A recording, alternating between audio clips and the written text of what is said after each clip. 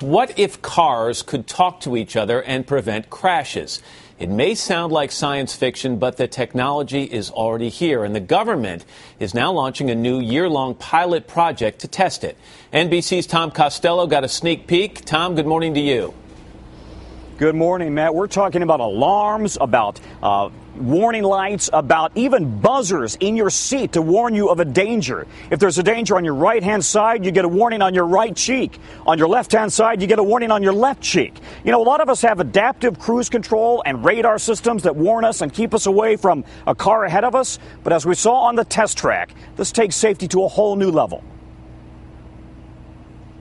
What if there were a way to warn you that another driver was about to blow right through an intersection, or warn you of a crash ahead or ice on the road?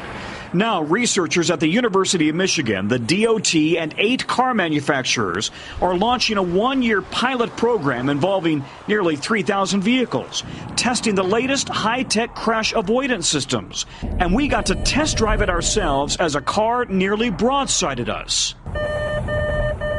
Wow. I had a LED screen across the front to warn me. My seat is rumbling. It's called vehicle-to-vehicle communication. Here's how it works. Each car, truck, or bus on the road would constantly transmit a 360-degree status report via a sort of Wi-Fi system to every other car on the road, constantly updating its position, its speed, whether it's turning or braking. If a car is in your blind spot, you get a flashing light in the side mirror. If you signal you want to turn, alarms go off and the seat even vibrates to warn you of danger. I feel this rumble really catches your attention, the rumble in the seat. Yeah, and that's for directionality of the threat, to let you know that there's somebody in the right lane.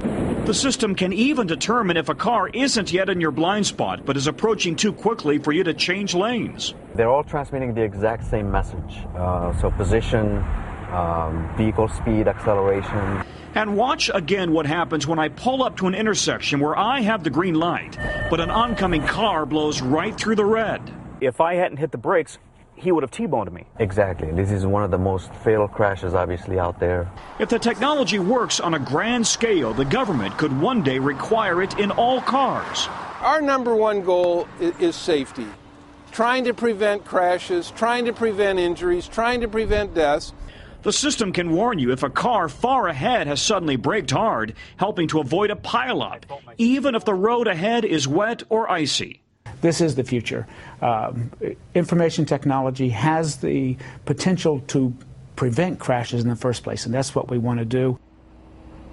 One big challenge here is for this technology to be an aid to drivers and not a nuisance. That's something that they're really going to have to try to work the kinks out on here in Ann Arbor. But, Matt, you and I could see this in our cars in the next 5 to 10 years. Back to you. It sounds like a great idea. Tom Costello, thanks very much for the information.